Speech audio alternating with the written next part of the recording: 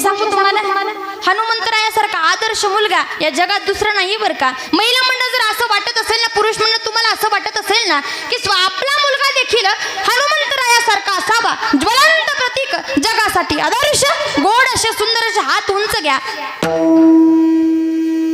आणि सगळ्यांना सोबत टाळी वाजवायची बरं का. वा वा काय सुंदर दिसता हो तुम्ही असे, असं वाटतं असंच ठेवावं तुम्हाला. जो खेल गए प्राणों में श्री राम के लिए, एक बार तू हाथ उठा लूं मेरे हनुमान के लिए, एक बार हाथ उठा लूं मेरे हनुमान